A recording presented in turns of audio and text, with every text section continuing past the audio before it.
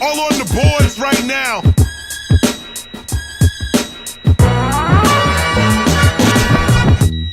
Peace and much love. This is your brother Counterculture, and we riding the ninth wave. Where you gonna get it like this? Where you gonna get it like this?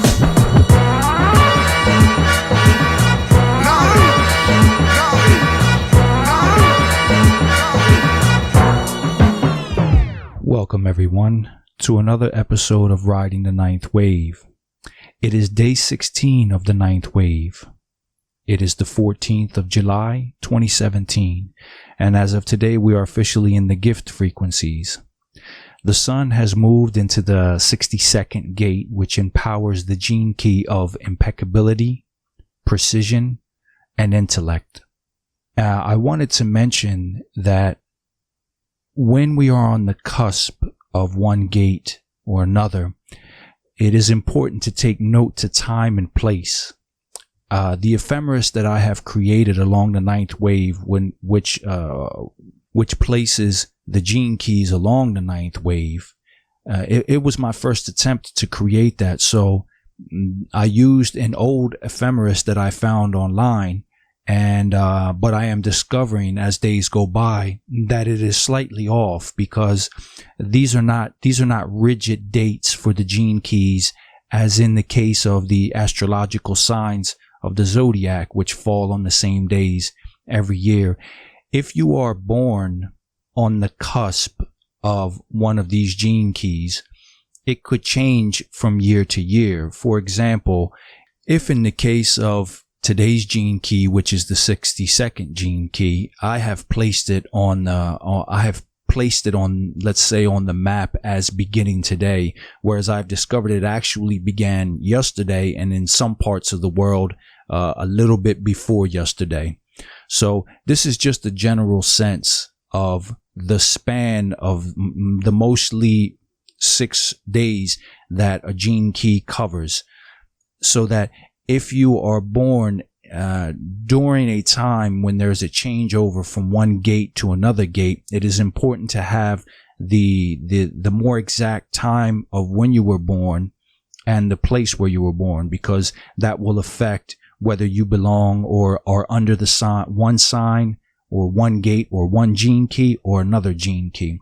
So as time goes on, I will improve my ability to be able to determine what the actual days are of the gene keys that are taking place as the sun moves now through the year. So the next time that I put together a sun gate gene keys ephemeris, I will have a little bit more accuracy to be able to determine the influence that the sun is having through these gene keys, and not necessarily the exact birth date or the birth time of people. It's just a general sense. If you are born during this time, if you were born, for example, from yesterday and along the 6 day period, then this gene key is your main gene key. This is the life work that you were here to do, and this is what shadow, what gift, and what divine essence, or what I like to call light entity, is pushing your life or influencing your life to do. Now, as the energies are calming down, the frequencies are lowering, we're approaching the sunset threshold, and we're almost to the point where we are going back down into the valley of the shadows. And as we do so, I wanted to mention a change that I have made along the hero's journey based on some personal experiences that I've had in this last cycle. I've inverted the hero's journey in such a way that the ordeal doesn't actually happen down in the valley of the shadow, but actually happens along the height of the higher frequencies, when we reach towards that highest frequency where the light entities really shine the most. And the reason why I've done this, again, is because in this last cycle, I've experienced a really difficult, challenging time that corresponded, and that was very similar to the last 2 cycles. The first time that I began to consciously look at this ninth wave of unity consciousness and follow along the days of the 36 days along the wave, I noticed that when the higher frequencies came, I would be more troubled. I would have a more difficult time dealing with my emotions. And I thought there was something wrong. I thought there was something strange. I thought to myself, man, this ninth wave business is not what I thought it was. Or maybe, maybe it's just not true. But now that I have gone through the cycle 3 times and that I've experienced the same thing all 3 times, I'm realizing, and it's something that I had studied before. It's something that I had read before. It's something that I've heard from many voices, that when the new energies come into the world, when the consciousness gets raised, that it's not going to be this blissed out experience for everybody, because those who have not dealt with their darker side are going to have a difficult time accepting these energies. You have to be a vessel for light in order for light to enter in. If you have shadows that are dominating your life, that light is not going to have an easy time coming through you, or coming out of you, or coming into you. It's almost like there's a tough skin on you that is going to be penetrated, and it's going to cause you pain and psychic discomfort. And so when I realized that I was going through this ordeal, as I look at the hero's journey along the ninth wave, I realized I've got, for my personal self, this hero's journey along the ninth wave, I've got it backwards. We have been living in the valley of the shadows for centuries, perhaps even millennia.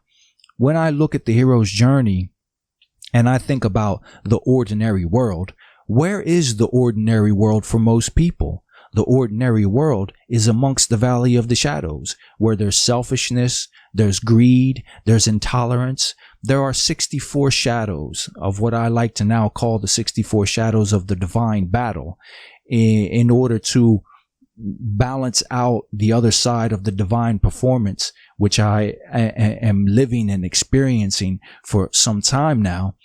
There's a divine battle on the other side, and the divine performance has 18 principles. And when I first thought about creating or developing the idea of a divine battle, of some principles for a divine battle, I kind of wanted to take the 18 principles of the divine performance and find what their oppositions are. For example, perform God, battle evil.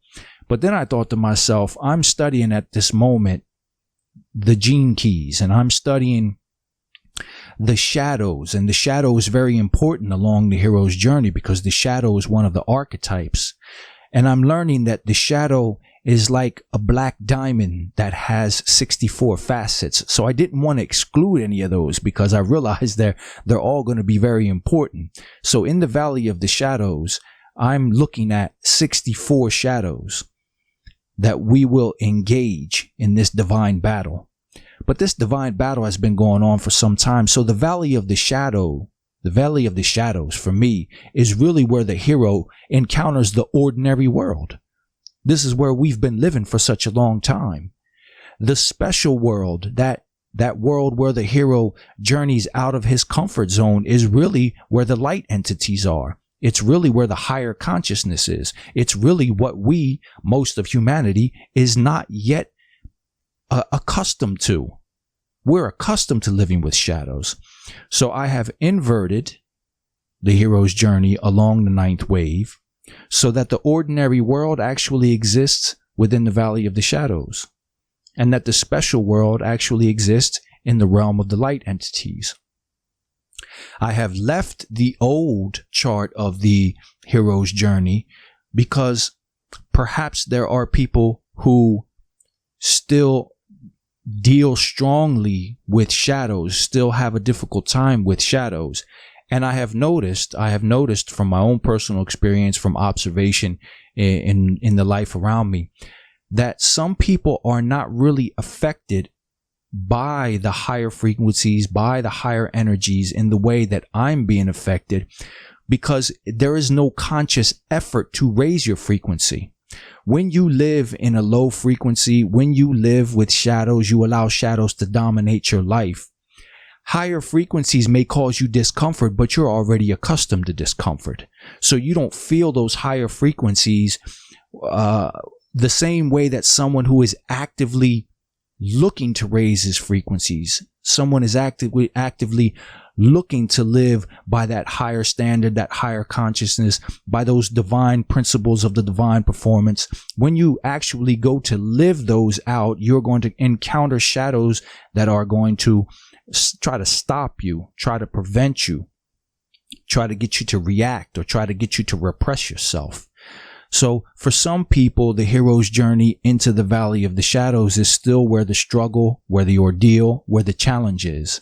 As for me, having dealt with the valley of the shadows for so long, for me, it is the ordinary world.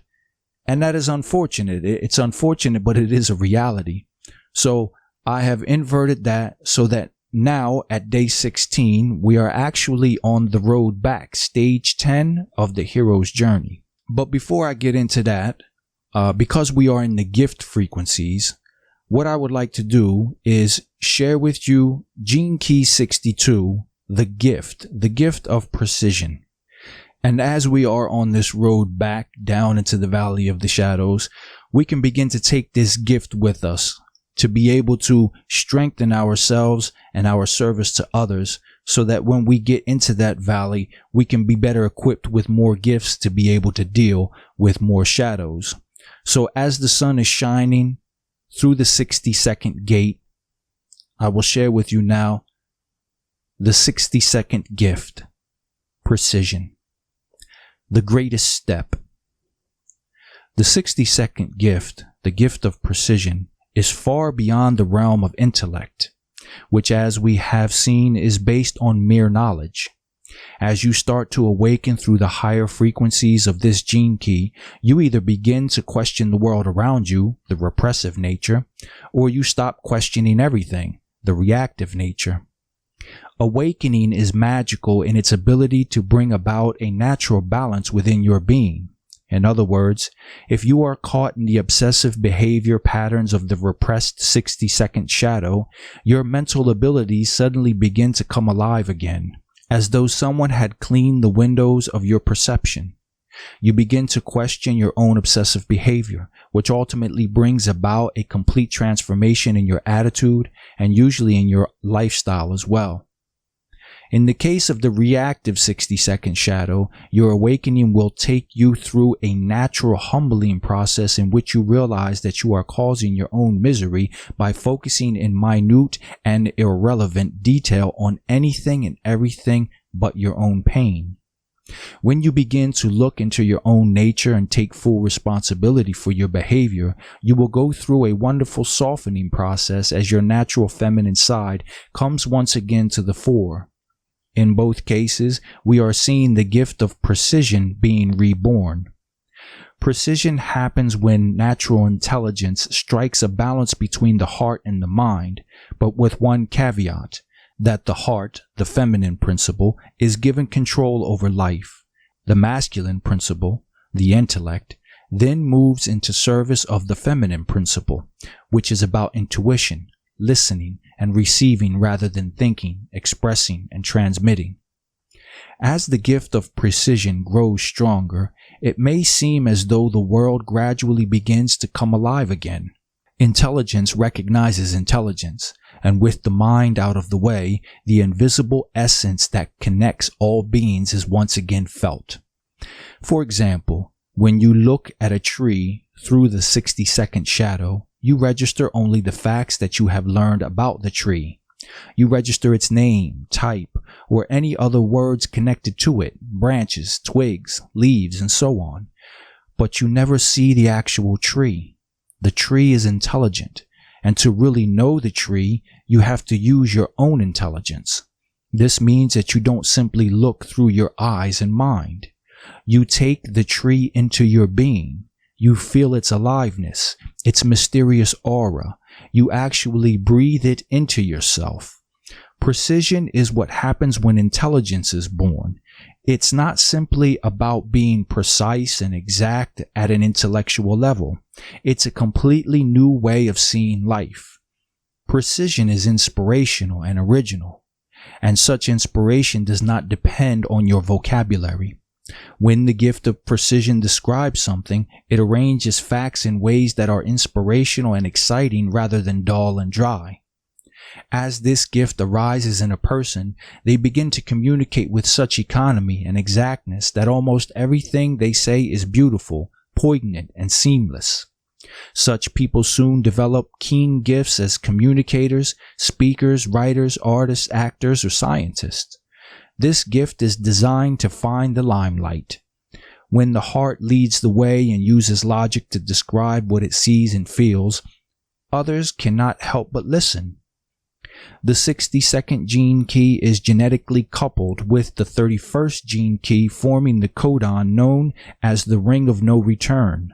This mystical name describes the evolutionary process that takes place when higher consciousness reaches the throat center in human beings. The throat center is where the greatest human intuition occurs. Once the higher involutionary currents begin to use your voice to transmit their truths, you begin a process of detaching from your own identity. The 62nd gene key allows access to the universal language of light behind all forms. When the pitch of your frequency allows it, the words you speak and their emanations change and begin to serve a higher purpose. This purpose is twofold. Firstly, it transforms you because it allows you to really vibrate your heart and transmit your love through language. And secondly, it brings more light into the world and spreads the transmission of your awakening to others. There is deep magic woven into language. It is why the origin of the word spell correlates with the idea of casting spells that have power over others. Every word has an inner spirit, a code of light that lends it an independent force in the cosmos. The moment a word or group of words is given voice, vibrations radiate out into the universe. There is no return. At the level of the 62nd gift, your use of words becomes much more precise because you recognize this great truth. The 31st gene key describes this gradual process of becoming a clearer channel for truth itself. In essence, light is breaking through you, through your words. As your language becomes purer, you expose your heart to others and to the world. You are taking the greatest leap, the leap from worship to embodiment. It is here that you will have to face your fear of humiliation as you give your voice up to your heart. Words spoken from love are deeply healing. At the same time, they can stir up all manner of projections from the shadow frequency. This is why there is no return once you begin to speak your truth. You have broken away from the lower realms forevermore. The 62nd gift represents the true power behind the gene keys themselves. At first, it gives you a private inner language that allows you to initiate a deep transformation of your shadow consciousness. At a certain stage in your journey, however, you will feel the call of this language within you and its urge to escape into the world through your voice. It may well frighten you to speak to others using the higher frequencies and tones, but this is the beginning of your higher initiation. Once begun, it will gather momentum inside you until you feel yourself literally taken over by your higher self. You will no longer use words that protect others from themselves, but will speak the truth as you feel it arising from deep within you, clearly and without projection. The fact is that the more rarefied your frequency, the fewer words are available to you, so your language takes on a beautiful simplicity. The 64 words that describe the cities will become embodied inside you as the core language of creation. Such words, when felt deeply and spoken from the heart, can carry great Shakti or transformational power. And that is the 62nd gift. If you were born in these days from around yesterday till about, let's say, another 4 days from today, then this gift is something that you have been born to bring into the world.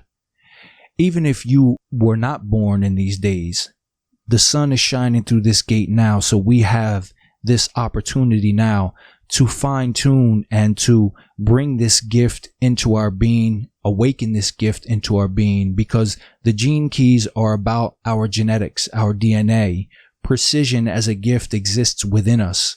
So therefore, we have the ability to be able to fine tune it and bring it into the world. And I think that that was a powerful reading, because this is a time where many of us have the desire to want to express ourselves through our voice. And it is a great time to do it, especially in these days.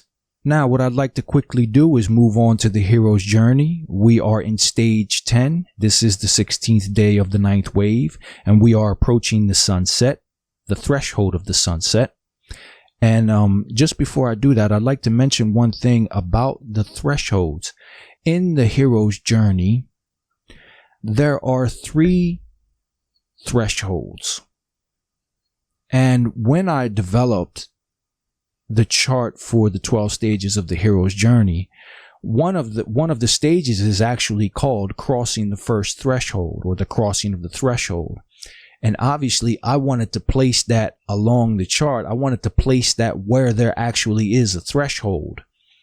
And the 2 main thresholds that you can see that go from the lower world to the higher world, or the valley of the shadows to the realm of the light entities, or the ordinary world and the special world, is is day 18, just as you're crossing over into the shadow realm, or day 36 as you are approaching back into the realm of the light entities. So when I first put together this chart, I wanted to place the threshold basically where the sun was setting, because it represented the going from the light into the darkness. The problem is, of course, you have 36 days, you have 12 stages, and so I wanted to give each stage 3 days, because the division works out that way. But at the same time, I thought to myself, how am I going to work out these other thresholds? There are 3 thresholds. I wanted to begin the journey of the hero's journey, obviously, on day 1. So as I tried to work all these things out, I said, you know what? I'm just going to place this in here. I'm going to give each stage, because it doesn't need to be rigid. This is more of a study guide. This is more of a way for me to be able to focus on the hero's journey as I go along the 9th wave, because the hero's journey can be lived in 1 day, or in 1 decade, or in 12 days, in 1 week. The hero's journey, the stages are not rigid. And in fact, I like to call them the 12 hours of the hip hop hero. And what I wanted to do was I just wanted to have 3 days for each stage where I can focus along the 9th wave what the hero is going through, or what the hero could be going through, or what the hero should focus on along his journey in order to be able to master these stages and know how to deal with each stage. So when I put the threshold in day 18, the other days fell not necessarily where I wanted them, but I put them there anyway. But there was something interesting that happened. There was something that dawned on me, because the 9th wave of unity consciousness, in one of my previous charts, I had placed 4 thresholds. And that was the threshold of the sunrise, the threshold of midday, the threshold of the sunset, and the threshold of midnight. And all of these thresholds take place between, let's say, for example, midday takes place between 9 and 10, day 9 and day 10. So what I noticed is that all of the thresholds happen after a number 9 appears. So midday is between 9 and 10. Sunset is between 18 and 19. If you take the number 18, you have 1 and 8, which equals 9. Midnight happens between 27 and 28. If you take the number 27, 2 and 7 also gives you 9. And then you have the sunrise, which happens between day 36 and day 1 of a new wave. If you take the number 36, you have 3 and 6 equals 9. 9 is a number of completion. So it seemed very appropriate to me that the threshold happens at a point where we reach the number 9. It is a number of completion. It is also a number of the breakdown of the old way before we begin a new way. So it seemed appropriate that these thresholds happened at particular times around the number 9.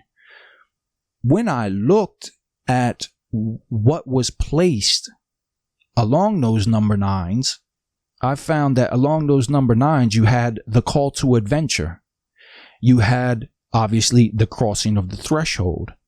You have the ordeal, and you have resurrection. And when I looked carefully at these, I thought to myself, the 9th wave, for me, different from the hero's journey, the traditional hero's journey, the hero's journey along the 9th wave will encounter 4 thresholds and not 3 thresholds. And when I look at the justification that I've done for this, the call to adventure, if you think about it, is calling you to let go of your old ways. A call to adventure could be you losing your job. A call to adventure could be a death in the family. Let us not mistake the word adventure for fun. A call to adventure could be the ending of a relationship, or the acknowledgement that a relationship is going bad and it could be ending. You finding yourself homeless. These are all calls to adventure because the old ordinary world which you had been used to is now being called into question. And the number 9 represents completion, but also represents the breakdown, the finishing, the completion of an old way which now needs to make way for a new way. So when the hero is called to adventure, tomorrow begins a new awakening within the hero, because what he had thought was the ordinary world is now being called into question. Obviously, when you reach the crossing of the threshold, you are at a point where you are walking away from the ordinary world. You are looking at a gate. You are looking at a doorway, and you now have to cross through that doorway. So when you are crossing the threshold, you are now being called to let go of your old ways. So you now are hitting another number 9. You are now hitting another completion, in which the next day you are now on the other side of the threshold. There is no turning back. The ordeal. When you reach the ordeal, you face your nemesis. When you face your nemesis, you are no longer in training. You are no longer questioning who are my allies. You are face to face with your enemy. And whether you win or lose, whether you fight, retreat, or run, whether you live or die, the fact of the matter is that you've reached another number 9. You've reached another completion, because now you have to face that ordeal. Now you have to face that battle. And tomorrow will be a new day. Whether you win or lose, tomorrow will be a new day, a new beginning, a new one. And then you have the resurrection. Obviously, when you are resurrected reborn. You have reached a completion. You have reached another number 9. You have reached another breakdown of the old way. And tomorrow will begin a new life for the resurrected, for the reborn person. So along the 9th wave of unity consciousness, I have placed the hero's journey with 4 thresholds. The chart that I will be using places day 9, the ordeal, day 18, the resurrection, day 27, the call to adventure, and day 36, the crossing of the threshold. Obviously, there is the other chart that completely inverts that, but for whichever one you feel comfortable with, that's my justification. That's my explanation for why there are 4 thresholds and why the stages are placed on these particular days along the 9th wave. So with that said, today is the 16th day of the 9th wave, and we're going to take a look at the road back. Stage 10 of the hero's journey, the road back. The hero's not out of the woods yet. We're crossing into Act 3 now as the hero begins to deal with the consequences of confronting the dark forces of the ordeal. If she has not managed to reconcile with the parent, the gods, or the hostile forces, they may come raging after her. Some of the best chase scenes spring up at this point, as the hero is pursued on the road back by the vengeful forces she has disturbed by seizing the sword, the elixir, or the treasure. Thus Luke and Leia are furiously pursued by Darth Vader as they escape the Death Star. The road back in E.T. is the moonlight bicycle flight of Elliot and E.T. as they escape from Keyes, Peter Coyote, who represents repressive governmental authority. This stage marks the decision to return to the ordinary world. The hero realizes that the special world must eventually be left behind, and there are still dangers, temptations, and tests ahead.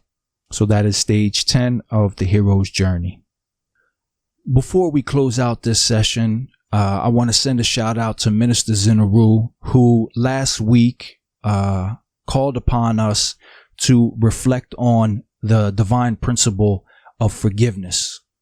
And in a comment that I shared with him, I mentioned that there is a shadow that is diametrically opposed to forgiveness, and that is the shadow of intolerance.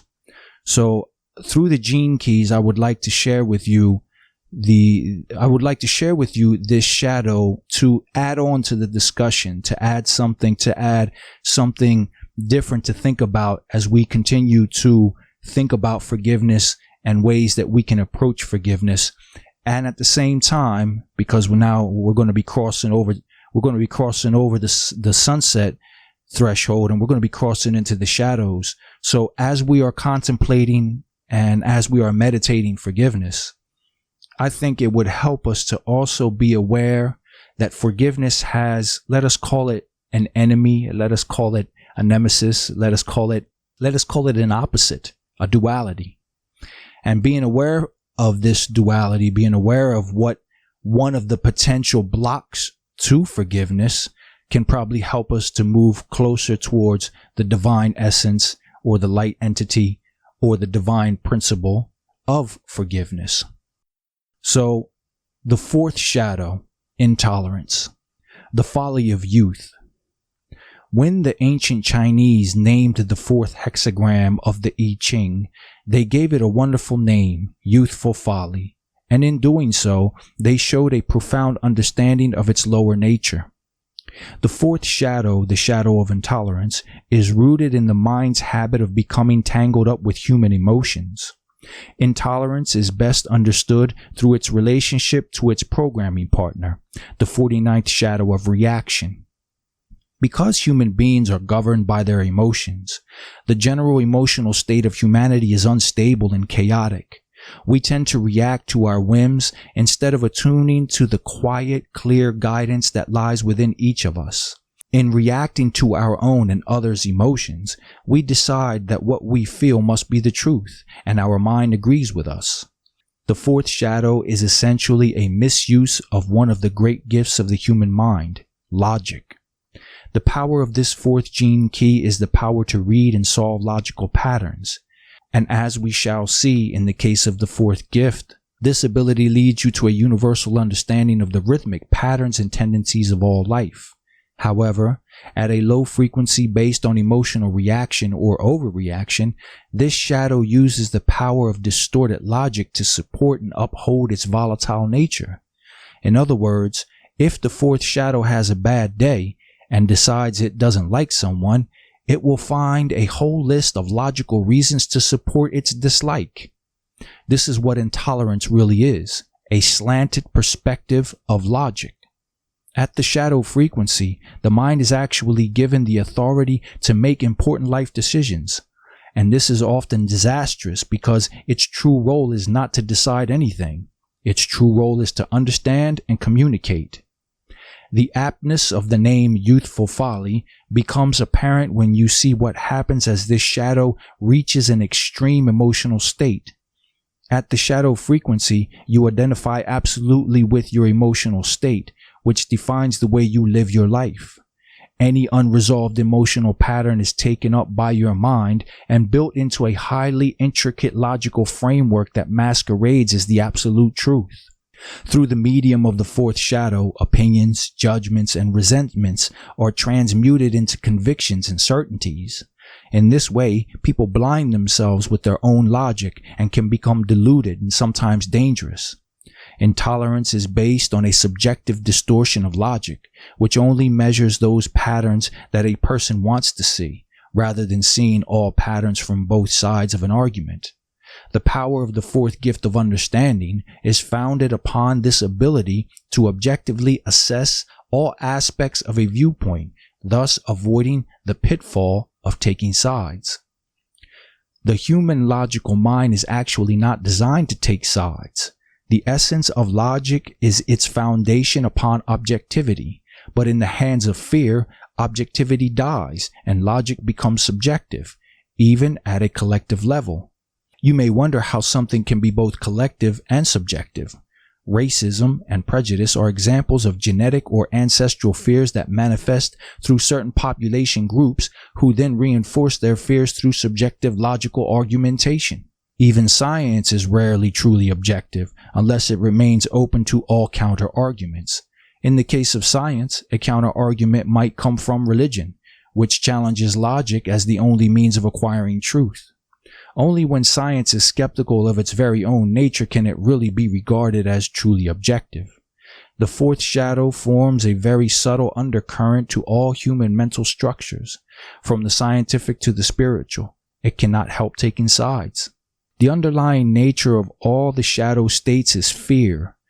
In the case of the fourth shadow, fear is projected onto others and then reinforced through taking a defensive and sometimes offensive mental position. This is how intolerance is created, and it is sometimes extremely subtle.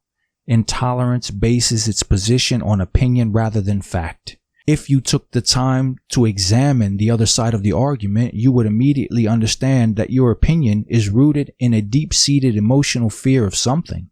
The great problem with logic is that it can only disprove itself, which does not make human beings feel at all secure. Therefore, most people choose one single side of an argument because it makes them feel a certain mental solidity.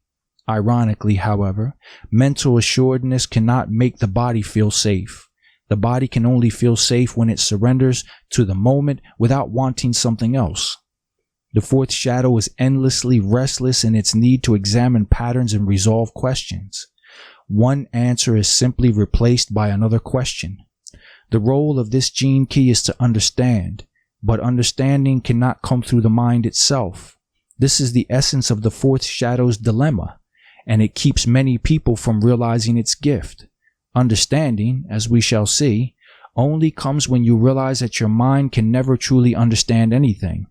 Before you come to this huge inner realization, you will live your life under the influence of the fourth shadow and its persistent promise that it will one day arrive at an answer that brings you lasting peace. This is youthful folly, because only after much anguish and experience do you come to realize that there are no intellectual answers that bring about such peace.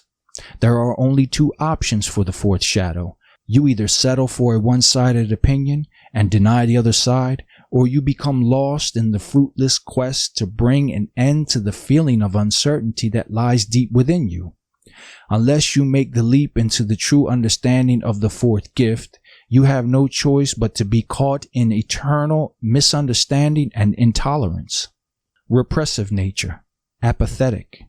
When the mental dynamism of this fourth gene key is frozen by the unconscious fear of a repressive nature, the result is an apathetic mind.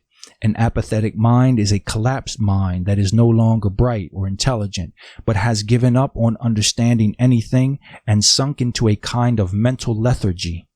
These people believe themselves to be less intelligent than others, when in fact they are really paralyzed by an unconscious fear. Their fear is that they will have to assume responsibility for themselves, their decisions, and their actions. Instead, they choose to have no opinions about anything. Such people can pretend to be quite enlightened and very open, but there is a vital energy lacking inside them. Thus, they can have problems in motivation as well as with their health. To escape their apathy, they simply have to start thinking again, but without letting their thinking rule their lives. Reactive nature, nitpicking. In the reactive nature, thinking does rule a person's life. The reactive nature projects out its eternal need for answers to questions, and it does so in the belief that these answers will bring them a sense of security.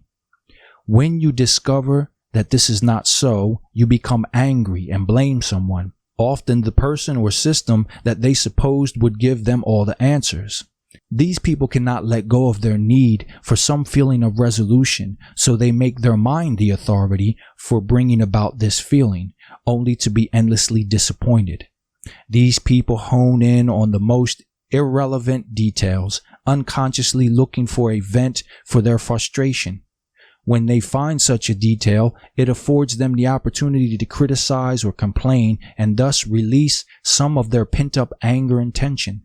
These people, above all, need to find a way to let go of the hope that their mind can ever bring them solace. When they do this, they can finally stop projecting their eternal disappointment onto others and begin to find a new awareness arising in them outside of their mind. So there it is, family. That is the shadow of intolerance. Let us reflect on that, meditate on that as we look towards the divine performance of forgiveness. Well, that's all that we have for today. I appreciate anyone who has taken the time to listen. And until the next time, I am your brother Counterculture. We are riding the ninth wave. Peace and much love. If you don't like what you're singing, you sing a different hook. If you don't like what you're cooking, you get a different cook. If you don't like what you're wearing, you get a different look. You want to escape Armageddon? Read a different book. When knowledge is right there, we don't even look. December 2012 got this whole world shook. But look, the last days for others are the first days for us. The question to ask is, who can you trust? Respect to all that 2012 stuff, but when you really study it as fear, it don't apply to us. Yo, Hollywood lies to us all day. The question is, what does your culture say? Where's your culture at? Who's your prophet? What history guides your spiritual logic? It starts with a story, then it's hypnotic. Then any myth that comes along, you just adopt it. And why? Because your culture, you forgot it. December 2012, let's continue this topic. Turn the page. The present world age began 3,114 BC. According to the Mayan calendar, this age concludes December 21st, 2012 AD. This 5,125-year cycle of time is one world age. Nothing changes overnight. It's all a process, a transition that happens over many days. In the Mayan calculation, a kin is 1 day. The Mayan all, that's 20 days. The tune is 360 days. The cartoon is 7,200 days. The buck tune is 144,000 days. And they applied that to the Milky Way. In the cycles they saw the sun moving across the Milky Way's equator, lining up with other galactic neighbors. We've been shifting for 30 years, it seems, from 1980 to about 2016. The shift is now, it's occurring now. But if you're learning from the movies, you won't know how to survive or stay alive after the storm. Cause after that, a new world order is born. Oh, you don't know, man, about they programs? You still watching Lindsay? You don't see that low hand? Let's go, man, the flood is coming. Don't be scared, get prepared, keep your motor running. Rock with me. Higher level. Higher level. Higher level. Higher level. Higher level. Higher level. Yep, it's all mass control. Here's the philosophy. Cortez knew about the Aztec prophecy. Before he invaded their society, he studied their cultural psychology. He knew they had armor, guns, and speed, so he arrived in the Aztec year of Juan Reed.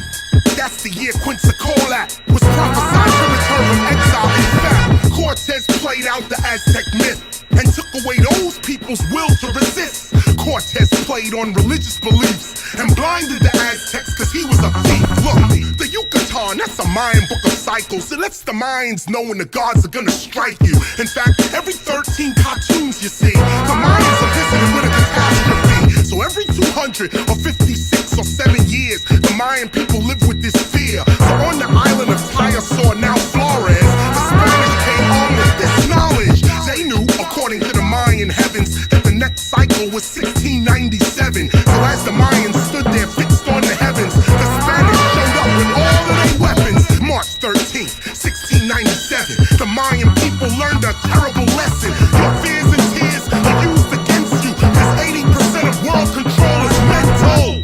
But back to the Mayans, they're getting some more. 257 years after Tayasor, a US-backed coup 1954. That's exactly 257 years from when the Spaniards arrived at their shores. I'm getting to the core of the lesson. Let's see what happens in 2211. That's the next cycle, the people remember. Like 2012 to 21st of December. Your consciousness may shift, you may turn the light, but you are the universe, you're gonna be alright. The pole may shift, your soul may lift the higher consciousness, but you know all this. The edutainment style won't persist. Forget the fear, it's knowledge that runs all this. Higher level. Higher level. Mad Lion, we going up. Yo, give him that track.